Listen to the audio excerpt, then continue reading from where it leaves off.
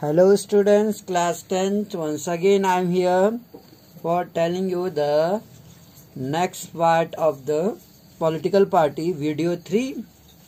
So in the video 1 and 2 I told you about the function of political parties और political party के सामने क्या क्या challenges आते हैं, जैसे कि इंटरनल डेमोक्रेसी की कमी है.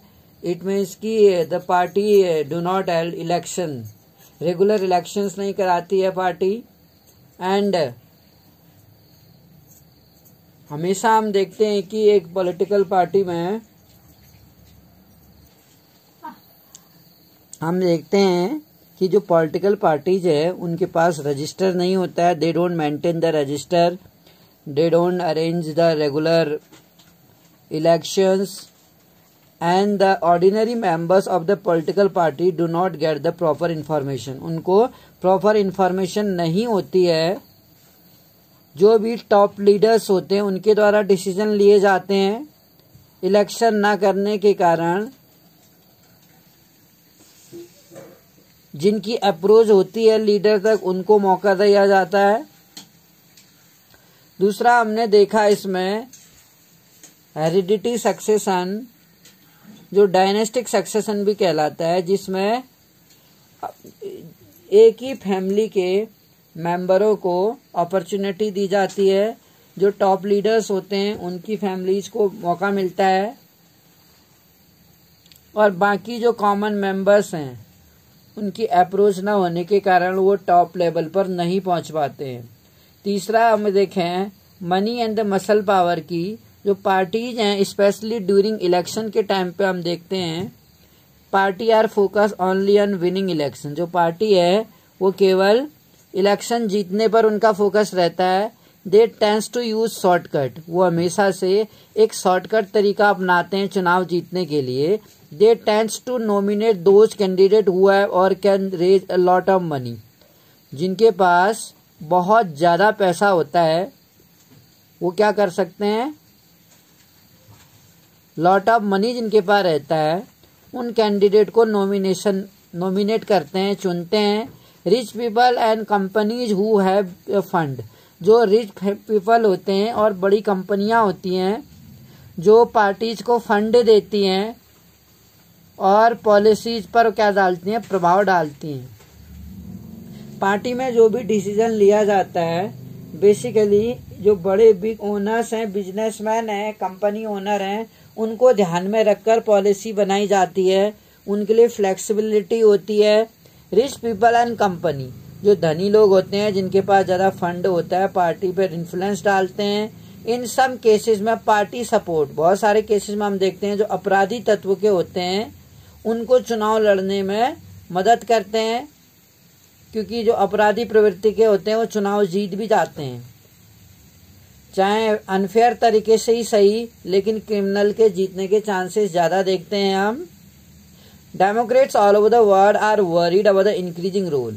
तो ये पूरे दुनिया में अगर हम देखें जो डेमोक्रेट्स कंट्रीज हैं ये चिंता का विषय है कि जो डेमोक्रेसी के पॉलिटिक्स में जो रिच पीपल है या बिग कंपनी ओनर्स हैं या बिग बिजनेसमैन है उनका इन्वॉल्वमेंट ज्यादा देखा जाता है, जबकि उनको थोड़ा सा हमें अगर दूर रखें ताकि देश में फेयर इलेक्शन कराए जाए.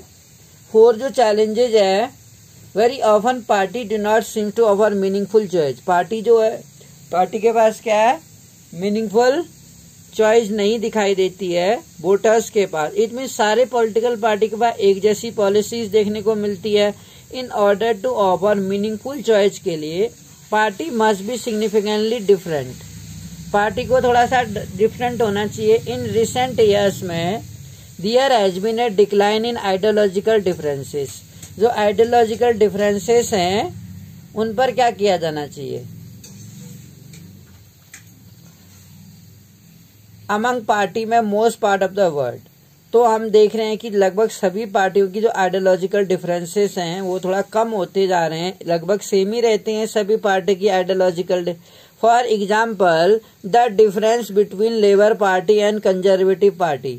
जो कंजर्वेटिव पार्टी और लेबर पार्टी है, ब्रिटेन में दो पार्टियां हैं, उनमें जो उनकी जो आइडियोलॉजी में डिफरेंसेस है वो बहुत कम डिफरेंसेस। अगर हम कहें कि यहाँ पर कांग्रेस की भी आइडियोलॉजी और भाजपा की भी आइडियोलॉजी सेम ही है, तो दोनों पार्टियों में मेन डिफरेंस क्या रह जाएगा और लोगों के सामने उनके चुनने का एक क्या अल्टरनेटिव रह जाएगा। मतलब पीपल किस बेस पर इन दोनों पार्टियों को डिफरेंशिएट करेंगे? डेफिनेटली इनकी आइडियोलॉजिकल के आधार पर, जहाँ एक तरफ भाजपा हिंदुत्व को बढ़ावा देती है और देश में एक यूनिटी लाने का प्रयास करती है, और अब देश में हम देखते हैं कि एक जो मॉडर्न आइडियाज हैं, मॉडर्न को आइडियाज को बढ़ावा देती है, वहीं पर हम देखते हैं जो लिबरलाइजेशन प्राइवेटाइजेशन है उनको बढ़ावा देती है कांग्रेस। तो इसमें हम देखते हैं रिसेंट ईयर्स में डिक्लाइन हुआ है। लेबर पार्टी और कंजर्वेटिव पार्टी ब्रिटेन में, इनमें काफी कम डिफरेंस है। They agree on more fundamental expect, वो दोनों ही पार्टियां जो है एग्री करती हैं मोर फंडामेंटल एक्सपेक्ट में, बट डिफर, लेकिन इनमें थोड़ा सा अंतर देखने को मिलता है only in detail on how policies are to be framed, policies को कैसे फ्रेम करना है और इम्प्लीमेंट करना है। इन अवर कंट्री, हमारे देश में भी the differences among all the major party, जो डिफरेंसेस हैं सभी मेजर पार्टीज में on the economic policy have reduce, जिसमें क्या है जो इकोनॉमिक पॉलिसीज हैं वो रिड्यूस हुई हैं। Those who wants really different policies, वो लोग जो रियली में अलग सी पॉलिसी चाहते हैं, हैव नो ऑप्शन, उनके पास ज्यादा ऑप्शन नहीं रहता है मौजूद। Sometime people can not even elect very different leader, कभी कभी हम लोगों में भी देखते हैं कि वो एकदम से बहुत सारे डिफरेंट लीडर्स को नहीं चूज कर पाते हैं, सेम सेट ऑफ लीडर को चूज करते हैं, keep shifting from one party to another. क्यों? क्योंकि कई बार लोग क्या करते हैं, एक पार्टी में जो उनकी आइडियोलॉजीज होते हैं, जो उनकी स्कीम्स होती हैं, हम अक्सर ये देखते हैं कि एक पार्टी मेंबर दूसरी पार्टी को ज्वाइन कर लेते हैं, तो दूसरी पार्टी में भी ज्यादा सा उनकी आइडियोलॉजी में ज्यादा डिफरेंसेस देखने को हमें नहीं मिलता है। लगभग दोनों पॉलिटिकल पार्टी के आइडियोलॉजी सेम ही नजर आती हैं, तो पीपल के पास चॉइस भी नहीं होती है, चुनने के लिए कोई एक अल्टरनेटिव नहीं मिल पाता है, विकल्प नहीं होता है। यहाँ पे एक कार्टून के माध्यम से हम ये दिखाएंगे आपको, you already have so much money. जैसा कि मैंने आपको बताया था 9th क्लास में, a candidate who is willing to contest the election, कोई भी उम्मीदवार जो चुनाव लड़ना चाहता है उसे इलेक्शन कमीशन की गाइडलाइन को फॉलो करना पड़ता है। जैसे बिफोर द नॉमिनेशन, नामांकन से पहले we should have give the detail of our property, हमें अपने प्रॉपर्टी का डिटेल देना पड़ता है, अपनी क्वालिफिकेशन का डिटेल देना पड़ता है, और हमारे अगेंस्ट आइदर कोई क्रिमिनल केस तो पेंडिंग नहीं है कोर्ट में, हमें इस बात की जानकारी सुप्रीम कोर्ट को देनी पड़ती है। और इसके बाद जो भी हमारे द्वारा whatever the information is given by the candidate, the next day this whole detail is publicized in the newspaper, दूसरे दिन ये सारी डिटेल पब्लिसाइज करते हैं इलेक्शन कमीशन की क्वालिफिकेशन क्या है, आइदर वो कोई क्रिमिनल एक्टिविटी में तो इन्वॉल्व नहीं है, या आइदर उसकी पास कितनी प्रॉपर्टी है, इसका डिटेल देना पड़ता है उसे। तो यहाँ पर एक कार्टून के माध्यम से एक लेडी कैंडिडेट जो चुनाव लड़ना चाह रही है, वो अपनी प्रॉपर्टी का डिटेल दे रही है, 50 करोड़ कह रही है। तो डेफिनेटली हमने एक कार्टून पहले पढ़ा था, क्या आप समझ सकते हैं कि जिसके पास 50 करोड़ रुपए, उसको पॉलिटिक्स में आने की जरूरत है? पॉलिटिक्स में वो क्यों आना चाहती है? एक मेन क्वेश्चन है कि जो those who are very rich, why they are willing to come in a politics, why they are willing to join any political party and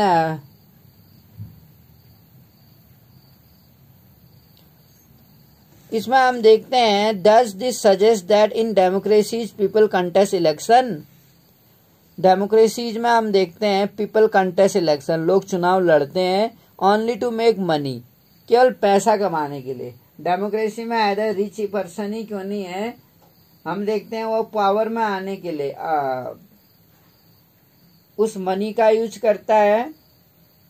हम ये नहीं कह सकते कि अगर पहले से कोई रिच पर्सन है तो उसे मनी से ज़्यादा कनेक्शन उसका नहीं रहेगा। That there are politician committed to the wellbeing of the people. बहुत लोगों ने ये स्वीकार किया है, एडमिटेड किया है, कन्फेस किया है कि उनके पास बहुत ही ज़्यादा क्या है, प्रॉपर्टी है। तो अगर उनके पास बहुत ज़्यादा प्रॉपर्टी है और लोग क्या करते हैं, पैसा कमाने के लिए पॉलिटिक्स में आते हैं, तो एक रिच पर्सन के पॉलिटिक्स में आने का क्या मोटिव हो सकता है, जबकि उसके पास तो पहले से पैसा है। तो हम कह सकते हैं अगर पॉलिटिकल पार्टी का किसी भी पॉलिटिकल पार्टी को कोई पावरफुल ज्वाइन कर रहा है तो इट मीन्स उसका सपोर्ट है उस पॉलिटिकल पार्टी को, और पॉलिटिकल पार्टी कहीं ना कहीं एक उसको एक कस्टडी दे रही है पॉलिटिकल पार्टी में आने से। How can party B reformed. Party के सामने जो हमने चैलेंजेस देखे कि लैक ऑफ इंटरनल डेमोक्रेसी जो हम देख रहे थे, जिसमें कि regular they don't arrange the regular election भी नहीं होते हैं, मीटिंग्स भी नहीं होती है, और कॉमन मेंबर्स को पॉलिसीज के बारे में पता भी नहीं होता। Even the common people don't know about the policies or either the decision which is taken by the topmost leader in the party. Common people don't know.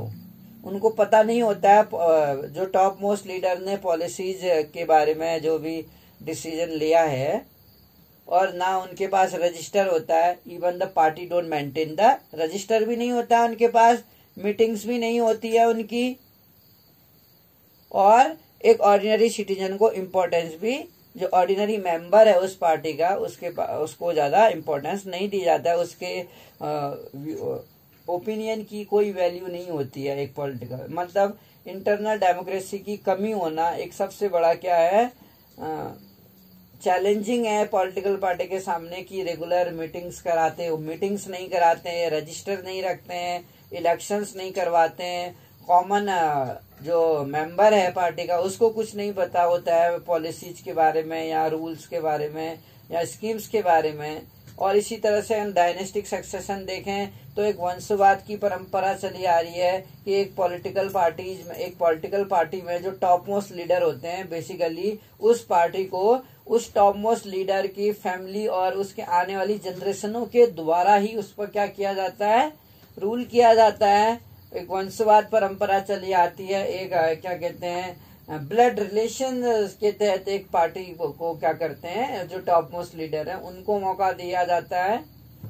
तो ये भी देखा जाता है। और मनी एंड मसल पावर, जिसके पास बहुत ज्यादा पैसा होता है उसके पास इलेक्शन को जीतने की संभावनाएं ज्यादा होती है, और पॉलिटिकल पार्टी आसानी से ऐसे कैंडिडेट को टिकट दे देती है या अपनी पार्टी से अलाउ करती है जो बहुत ज्यादा मनी इन्वेस्ट करते हैं इलेक्शंस में। और इसी तरीके से मीनिंगफुल चॉइस की कमी रहती है, यानी दो पॉलिटिकल पार्टी की एक जैसी स्कीम्स, पॉलिसी, आइडियोलॉजी होती है, जिसके कारण लोगों को चॉइस नहीं मिल पाती है और पीपल डिफरेंशिएट नहीं कर पाते हैं दो पार्टी की इस पॉलिसीज में। क्या हम इन पॉलिटिकल पार्टी को सुधार सकते हैं? In order to face this challenges, अगर हमें इन चैलेंजेस को, इन चुनौतियों को अगर हमें सामना करना है तो political party need to be reform. Political party को सुधार करना चाहिए हमें। पॉलिटिकल पार्टी में जो करप्ट लोग हैं या जो क्रिमिनल टाइप्स के लोग हैं उनको दूर रखा जाए। जो बहुत ज्यादा रिच पर्सन है, जो क्या कहते हैं एक पॉलिटिक्स में इलेक्शंस की पूरी क्या कहते हैं रूपरेखा को, यानी इलेक्शंस के पूरे रिजल्ट को ही चेंज करके रख देते हैं, उनको दूर रखा जाए। The question is, are political party willing to reform? क्या इन पॉलिटिकल पार्टी को रिफॉर्म्स करने की जरूरत है? जैसे मैंने आपको बताया था, दो पॉलिटिकल पार्टीज की एक जैसी आइडियोलॉजी होने के पीछे एक रीजन ये भी रहता है, कई बार एक पॉलिटिकल पार्टी का लीडर उस पार्टी को छोड़ के दूसरी पार्टी में चला जाता है, और दूसरी पार्टी का लीडर उस पार्टी को कभी छोड़ देता है या कांग्रेस में आ जाता है, कांग्रेस पार्टी का लीडर बीजेपी में चला जाता है। तो यहाँ पर हम अक्सर देखते हैं कि एक पॉलिटिकल पार्टी के लीडर्स में स्टेबिलिटी नहीं रहती है, यानी कि 4 या 5 लीडर, कई बार ऐसा होता है कि वो उस पार्टी को छोड़ देते हैं। जबकि हमारे कॉन्स्टिट्यूशन में रूल है कि कोई भी कैंडिडेट उस पार्टी को नहीं छोड़ेगा। अगर कोई इंडिविजुअली उस पार्टी को छोड़ के दूसरी पार्टी को ज्वाइन करता है तो उसकी जो मेंबरशिप है, इधर MP MLA है, उसकी वो सीट क्या हो सकती है, कैंसिल भी की जा सकती है। लेकिन अगर 10 से ज्यादा मेंबर्स उस पार्टी को छोड़ के नई पार्टी बना रहे हैं या किसी दूसरी पार्टी को ज्वाइन कर रहे हैं, आइदर तो न्यू पार्टी बना रहे हैं और आइदर नई पार्टी को ज्वाइन कर रहे हैं, तो ऐसा 10 कैंडिडेटों के द्वारा, 10 MLA या MP के द्वारा ऐसा किया जा सकता है। प्रिवेंट देम फ्रॉम रिफॉर्मिंग सो फार, यदि ऐसा है तो व्हाट हैज प्रिवेंटेड, कौन सी चीज ने पॉलिटिकल पार्टी को सुधार करने से रोका है। If they are not willing, यदि वो इच्छुक नहीं है, is it possible to force them to reform, क्या ये जरूरी है, संभव है कि हमें उन्हें पॉलिटिकल पार्टी को रिफॉर्म्स करना चाहिए। Citizen all over the world face this question, पूरी दुनिया के जो सिटीजन्स हैं, यानी पूरी दुनिया में जो पॉलिटिकल पार्टीज हैं, उनके सामने इस तरह के चैलेंजेस तो आते ही रहते हैं कि जो पावरफुल लोग हैं या जो रिच लोग हैं वो इलेक्शंस को क्या करते हैं, इन्फ्लुएंस्ड करते हैं, प्रभावित करते हैं, और जो कॉमन लोग हैं, ऑर्डिनरी सिटीजन हैं, बेशक वो चुनाव में क्या कहते हैं, कंटेस्ट कर सकते हैं, लेकिन उनके चुनाव को जीतने की जो पॉसिबिलिटी होती है वो बहुत ही कम होती है। Citizen all over the world face this is not a simple question, ये कोई सिंपल क्वेश्चन नहीं है इसका आंसर देने के लिए। In a democracy the final decision is made by the leader, democracy में हम देखते हैं जो फाइनल डिसीजन होता है वो किसके द्वारा लिया जाता है, लीडर के द्वारा, हु रिप्रेजेंट पॉलिटिकल पार्टी, जो क्या करते हैं, पॉलिटिकल पार्टी को रिप्रेजेंट करते हैं। पीपल कैन रिप्लेस देम, हम लोग क्या कर सकते हैं, उनको रिप्लेस कर सकते हैं, यानी उनको बदल सकते हैं।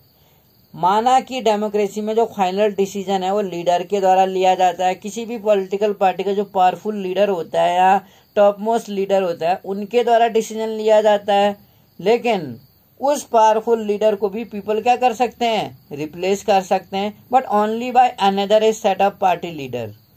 लेकिन किस तरीके से, another set of party leader, if all of them do not wish to reform how can anyone force them to change, अगर हर कोई इनको सुधारना नहीं चाहिए, अगर हर सिटीजन ये नहीं सोचे कि या एक पार्टी के कैंडिडेट को हमें सुधारना है, उसे बताना है कि जो रियल पावर है वो is in the hand of ordinary people, एक आम नागरिक के हाथ में रियल पावर, क्योंकि अगर सिटीजन चाहे तो उसको हटा भी सकते हैं।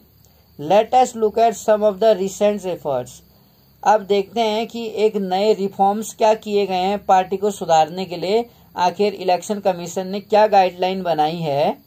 सजेशन इन अवर कंट्री, जो सजेशन है, सुझाव हैं और प्रयास किए गए हैं किसी पॉलिटिकल पार्टी को सुधारने के लिए और उसके लीडर को सुधारने के लिए। कॉन्स्टिट्यूशन, हमारा जो संविधान है वो अमेंडेड, उसमें अमेंडेड किया गया, सुधार किया गया। Prevent elected MP and MLA from changing party, कोई भी MP और MLA अपनी सीट चेंज नहीं करेगा। कई बार हम अक्सर ऐसा देखते हैं कि कोई पॉलिटिकल पार्टी हार जाती है, तो जो पॉलिटिकल पार्टी हार जाती है बेशक वो उस पार्टी से MLA या MP बने होते हैं, लेकिन पार्टी हार जाती है, पार्टी को फुल सीट नहीं मिलती है, लेकिन फिर भी उस पार्टी के जो MP या MLA हैं वो अपनी उस पार्टी को छोड़ के दूसरी पार्टी ज्वाइन कर लेते हैं। क्यों? क्योंकि कहीं ना कहीं उन्हें लगता है कि अगर वो उस पार्टी को ज्वाइन करेंगे जो उन्हें फुल मेजोरिटी लाई है, जो गवर्नमेंट बना रही है, कहीं ना कहीं उन्हें उस पार्टी में ज्वाइन करके कैबिनेट में कोई ना कोई मिनिस्टर पोस्ट मिलेगी। शायद उनका लालच उन्हें पार्टी छोड़ने को मजबूर करता है। तो अब कॉन्स्टिट्यूशन में ये अमेंडमेंट किया गया, सुधार किया गया कि किसी भी पार्टी का अगर कोई पार्टी मेंबर या कोई मेंबर MP या MLA जो है वो अपनी पार्टी बदल देता है, तो this was done because many elected representative were indulging in the defection. जो दल विरोधी है, डिफेक्शन इसी को बोला जाता है, दल विरोधी, जो एक दल का विरोध करता है और दूसरे दल को ज्वाइन करता है उसको एंटी डिफेक्शन बोलते हैं।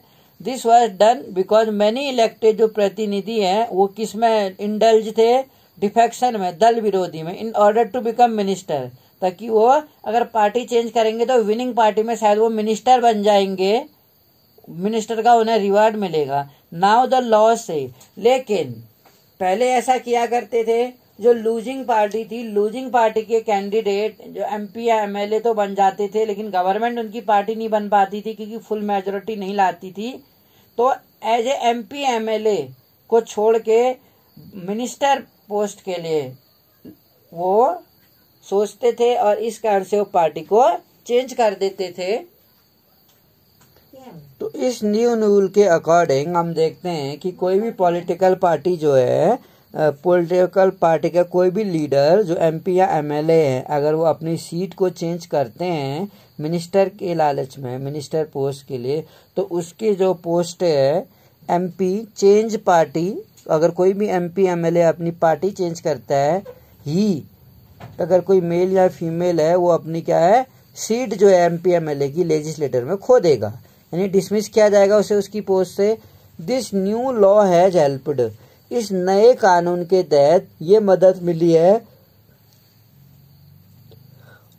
ब्रिंग डिफेक्शन डाउन, जो डिफेक्शन है दल विरोधी है उससे डाउन हुआ है। बेसिकली आजकल अब क्या है, एक नया रूल है कि अगर 10 कैंडिडेट एक साथ किसी पार्टी को छोड़ देते हैं तो वो उसकी पोस्ट डिसमिस नहीं किया जाएगा, बल्कि इनको अलाउ किया जाएगा कि वो नई पार्टी बना सकते हैं, आइदर दूसरी पार्टी ज्वाइन कर सकते हैं। एक ही बात है, या तो नई पार्टी बना सकते हैं या कोई दूसरी पार्टी ज्वाइन कर सकते हैं। लेकिन वो अगर 8-10 लोग एक साथ रिजाइन करते हैं उस पार्टी से, उस पार्टी को छोड़ देते हैं, तब उनकी पोस्ट डिसमिस नहीं होगी। मोर डिफिकल्ट, अब एमपी और एमएलए जो है accept whatever the party leader decide. इसलिए पहले क्या होता था, एमपी या एमएलए को जो भी पार्टी के लीडर होते हैं डिसाइड करते थे, उनको पसंद नहीं आते थे उनके डिसीजन और वो पार्टी छोड़ देते थे। इस वजह से भी पार्टी छोड़ देते थे, आइदर लालचवश भी मिनिस्टर के लिए, मिनिस्टर पोस्ट के लिए दूसरी पार्टी को ज्वाइन कर लेते थे, विनिंग पार्टी को ज्वाइन कर लेते थे, जीतने वाली पार्टी को ज्वाइन कर लेते थे। अब ये सब अलाउड नहीं है। The supreme court pass an order, इसी तरह से सुप्रीम कोर्ट ने एक लॉ पास किया है जिसमें जो मनी एंड क्रिमिनल्स हैं, यानी जो पैसा है और जो अपराधी तत्व के लोग हैं, उनका जो प्रभाव देखा गया है इलेक्शन में, उसको कम करने के लिए एक लॉ पास किया है। अब जो मैंडेटरी है बाय लॉज हैं, जो नियम है फॉर एवरी कैंडिडेट के लिए, कोई भी कैंडिडेट जो इलेक्शन लड़ना चाहता है, कंटेस्ट इलेक्शन करना चाहता है, उसको एक एफिडेविट देना पड़ेगा, शपथ पत्र देना पड़ेगा, जिसमें उसे अपनी प्रॉपर्टी का डिटेल देना होगा। एंड क्रिमिनल्स, आइदर वो क्रिमिनल तो नहीं है, केस पेंडिंग अगेंस्ट हिम, या तो उसके अगेंस्ट कोई क्रिमिनल केस तो पेंडिंग नहीं है। द न्यू सिस्टम, इस नए सिस्टम से कई सारी इंफॉर्मेशन लोगों को मिल जाएगी, but there is no system of check if the information given by candidate is true. लेकिन ऐसा कोई सिस्टम नहीं है जिससे कि अगर कोई कैंडिडेट रॉन्ग इन्फॉर्मेशन देता है इस एफिडेविट में, तो उसके अगेंस्ट उसके लिए क्या सजा होगी, इसका तो कोई रूल ही नहीं बनाया है उन्होंने।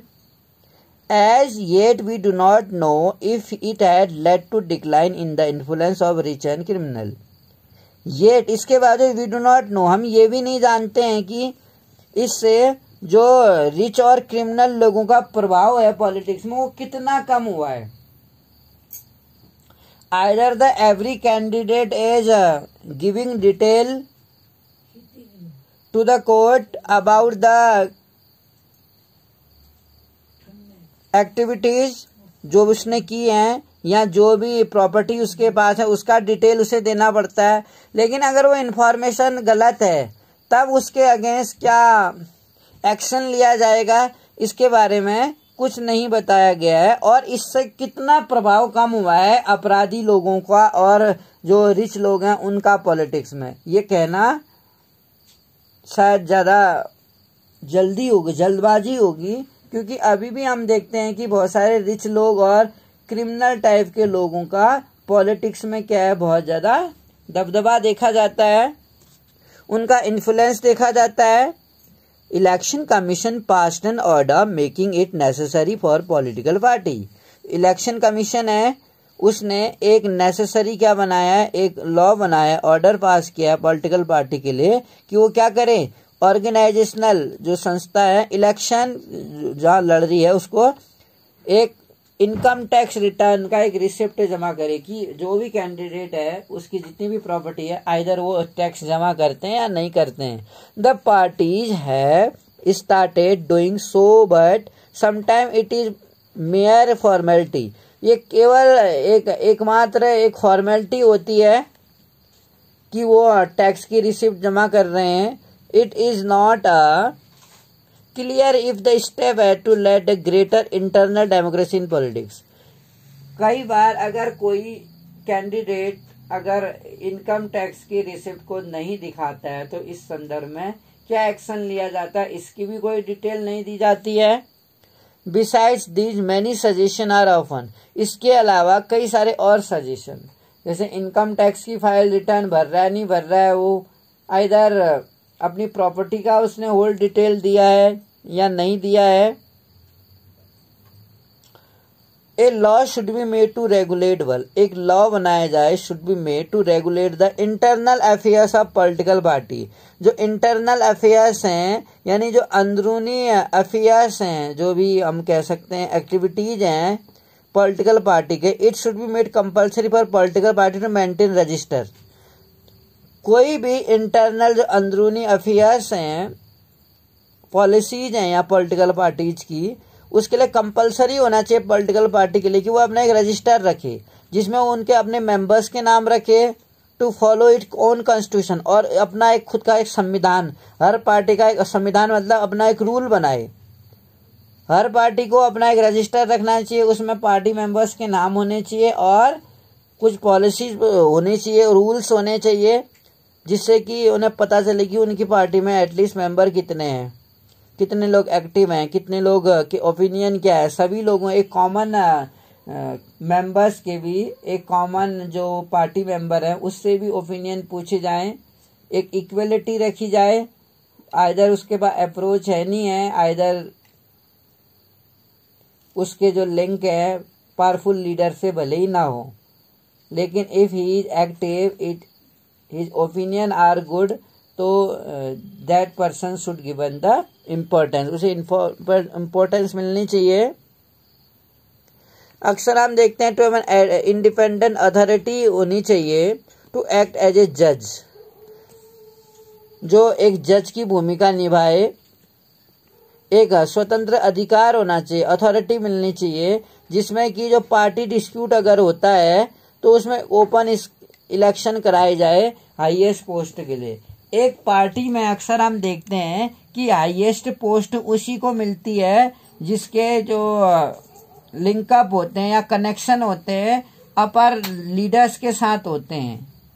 कॉमन ऑर्डिनरी सिटीजन की अप्रोच नहीं होती है इन लीडर्स के साथ, तो इसलिए अच्छे in spite of having good ideas होने के बावजूद भी, गुड ओपिनियन होने के बावजूद भी ये पार्टीज में टॉप पोस्ट पर नहीं पहुंच पाते हैं। जो एक पार्टी की सबसे बड़ी कमी है कि पार्टी में टॉप मोस्ट पे वही पहुंचता है जिसकी अप्रोच होती है, आइदर मनी को हम देखें, आइदर उसके पास बहुत ज़्यादा मनी है या उसकी अप्रोच ज़्यादा है।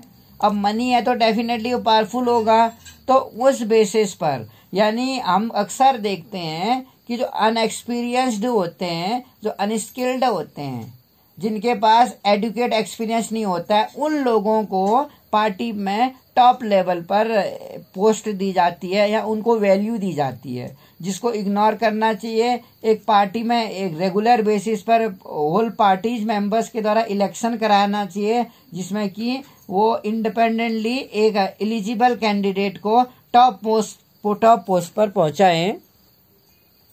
इसके अलावा it should be made mandatory, एक मैंडेटरी हो एक नियम फॉर पॉलिटिकल पार्टी के लिए, जिसमें मिनिमम नंबर ऑफ टिकट, ज़्यादा से ज़्यादा महिलाओं को 1/3 पर्सन को जो वुमेन हो और उनको टिकट मिले, वुमेन कैंडिडेट हो 1/3 उसमें, सिमिलरली दे शुड बी ए कोटा, और इसीलिए वुमेन्स के लिए एक कोटा होना चाहिए, रिजर्वेशन होना चाहिए, जिससे कि वो डिसीजन मेकिंग, जो भी डिसीजन लिए जाते हैं पार्लियामेंट में या कैबिनेट में, उसमें वुमेन्स का भी इन्वॉल्वमेंट हो। There should be a state funding, और इलेक्शंस के लिए स्टेट की तरफ से फंड अवेलेबल हो, कि जो गरीब लोग हैं उनको अगर फंड मिले तो आसानी से इलेक्शन लड़ने में उनको मदद मिलेगी। The government should give party money, जो सभी पार्टियों को नहीं, जो पार्टी के पास नहीं है फंड, गवर्नमेंट को क्या करना चाहिए, should give parties money to support their election expenses, जो भी उनके इलेक्शन के खर्चे हैं उसके लिए मनी प्रोवाइड करना चाहिए।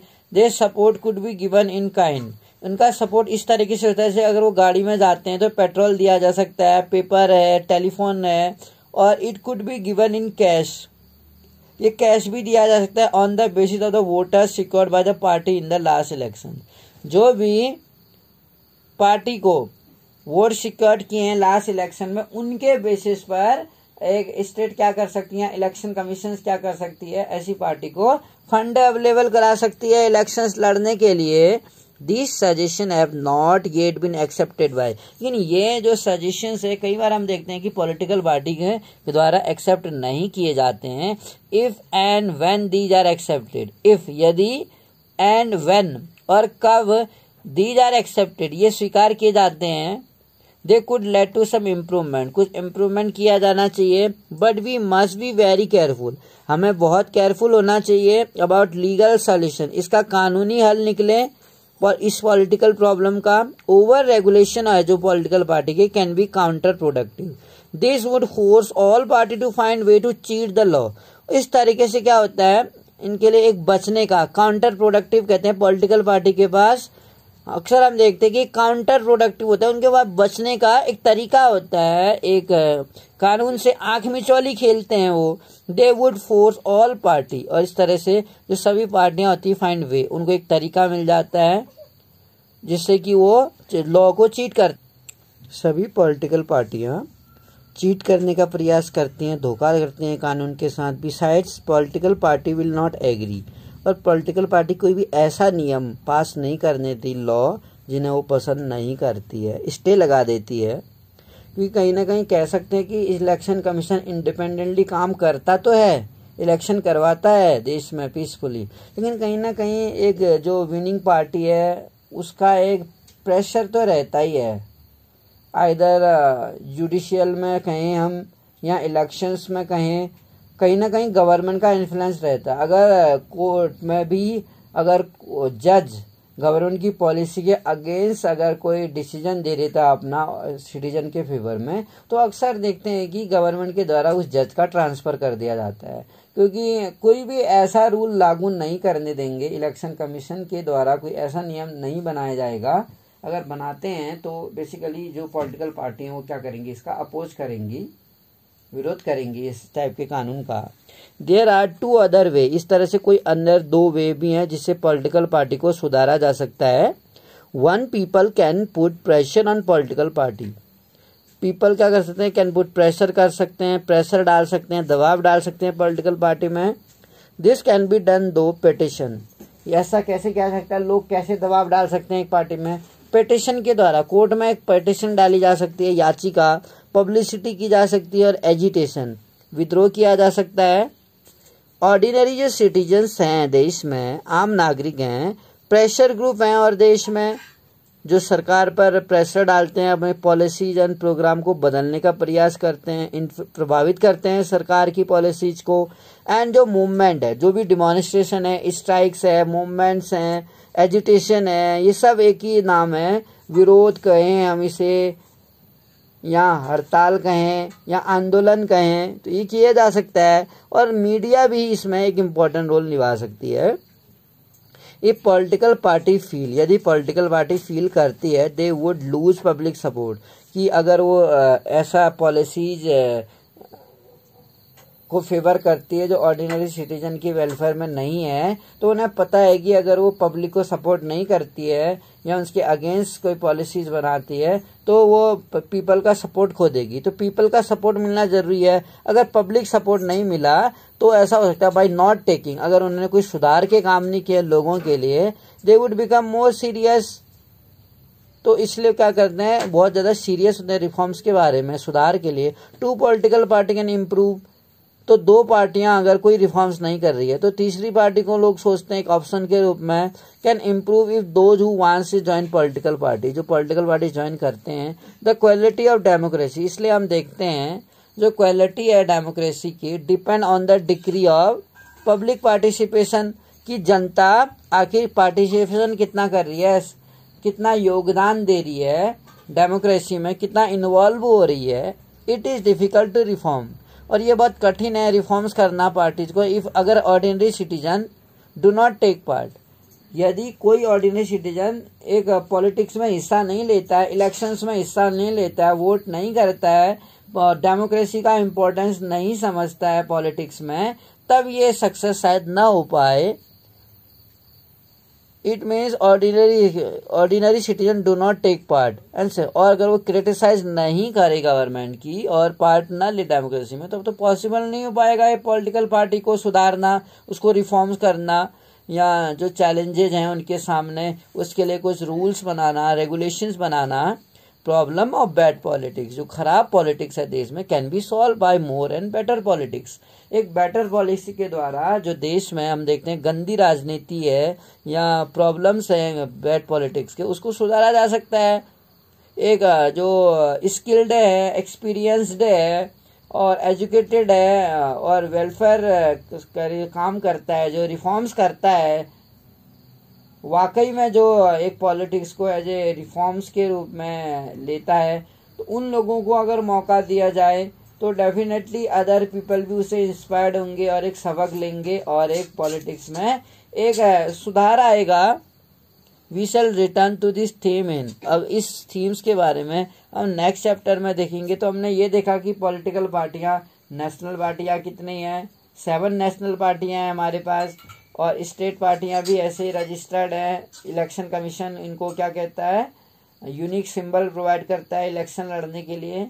और बहुत सारे चैलेंजेस जो है, इंटरनल डेमोक्रेसी भी नहीं है, पार्टी के बाद रजिस्टर नहीं होता, रेगुलर मीटिंग्स नहीं कराते हैं, और इवन हम देखते हैं कि एक ऑर्डिनरी सिटीजन को पॉलिसीज की जानकारी नहीं होती है। तो अगर ये पार्टी, अगर हर पार्टी अपने पास एक रजिस्टर मेंटेन करे जिसमें वो मेंबर्स के नाम लिखे, तो उन्हें एटलीस्ट अपने पार्टीज में सिटीजन्स के बारे में पता होगा कि कितने लोग हैं उनकी पार्टीज में। और इसी तरह से हम देखते हैं अगर पॉलिटिकल पार्टीज में अगर हम फैमिलीज जो है, अगर हम पावरफुल फैमिलीज को इम्पोर्टेंस ना देते हुए, या किसी का पॉलिटिकल बैकग्राउंड अगर ना देखें, हम अगर उसको एक किसी एक्सपीरियंस्ड पर्सन को अगर हम लेते हैं पॉलिटिक्स में, या उसको अपॉर्चुनिटी देते हैं इलेक्शंस में, it will be more good for us. Although in our country where the people choose leaders, they don't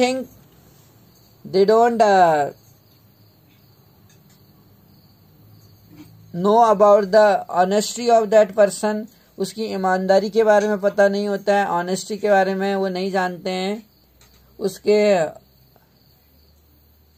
skill के बारे में उन्हें पता नहीं होता है, कितना एक्सपीरियंसड है वो। इस तरीके से हम देखते हैं कि पॉलिटिक्स में एक डायनेस्टिक सक्सेशन जो है, परिवारवाद, एक ही परिवारवाद को बढ़ावा न मिले, बल्कि एक पॉलिटिकल पार्टी में जितने मेंबर्स हैं सभी मेंबर्स की जो वैल्यू है वो इक्वल है, इक्वलिटी रखी जाए और डिस्क्रिमिनेशन ना हो, जिससे एक बहुत बड़ी बात है कि एक कैंडिडेट को ओपिनियन जो है उसके और उसकी जो विचारधारा है उसका इम्पोर्टेंस दिया जाए। और हम अक्सर देखते हैं ना, इसी कारण से एक कैंडिडेट को एक पार्टी को छोड़ना पड़ता है। नंबर 1, उसे पार्टी छोड़ने की नौबत ना आए।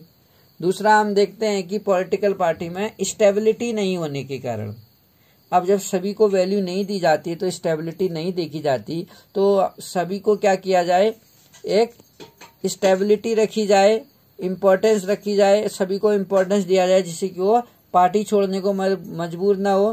तो अक्सर हम देखते हैं कैंडिडेट एक पार्टी को छोड़ के दूसरी पार्टी को ज्वाइन करते हैं, और दूसरी पार्टी को ज्वाइन करते हैं तो जो ऑर्डिनरी सिटीजन है उन लोगों में उस कैंडिडेट के प्रति जो ट्रस्ट है, जो बिलीव है, वो नहीं हो पाता, क्योंकि अक्सर दल बदलू उसे बोला जाता है, जो दल को बदलता रहता है। तो इट मीन्स हमको इस तरह से रिफॉर्म्स बनाने चाहिए जिससे कि हर एमपी या एमएलए अपनी पार्टी को चेंज न कर पाए। अगर वो ऐसा करने का कोशिश करता है तो उसकी सीट क्या हो जाए, डिजॉल्व हो जाए, खो दे वो अपनी सीट को, और अपनी प्रॉपर्टी जो है और अदर एजुकेशनल या कोई भी क्रिमिनल केस जो उसके अगेंस्ट पेंडिंग पड़े हैं उसकी डिटेल वो इलेक्शन कमीशन और कोर्ट के सामने देना पड़ता है, और नेक्स्ट डे उसकी ये सारी डिटेल इंफॉर्मेशन को पब्लिकली न्यूज़पेपर में किया जाता है, जिससे कि कॉमन सिटीजन को उन लोगों के बारे में पता चलता है। और जो भी वो टैक्स भरते हैं, टैक्स के डिटेल के बारे में दिया जाता है, और एफिडेविट भरना जरूरी होता है। इनकेस ये जितने भी रूल्स लॉज हैं ये फोर्सली लागू किए जाएं देश में, जिससे कि एक देश में जो पॉलिटिक्स है उसकी जो छवि है, इमेज है, पॉलिटिक्स की इमेज जो है सिटीजन में सही नहीं है। इसीलिए एक डेमोक्रेटिक कंट्री तब कहा जाएगा जब सिटीजन्स ज्यादा से ज्यादा डेमोक्रेसी में बढ़ चढ़ के हिस्सा लेंगे और गवर्नमेंट की क्रिटिसाइज करेंगे। अब पता चल रहा है देश में गवर्नमेंट की क्रिटिसाइज कर ही नहीं रहे हैं, वो डर रहे हैं। एक जहां पर पीपल के द्वारा चुन के जा रहा है जो रिप्रेजेंटेटिव, उससे डर रहे हैं, तो वहां पर पॉलिटिक्स सक्सेसफुल नहीं मानी जाएगी। तो I hope you understood about this chapter fully about the political party. Thank you for listening me.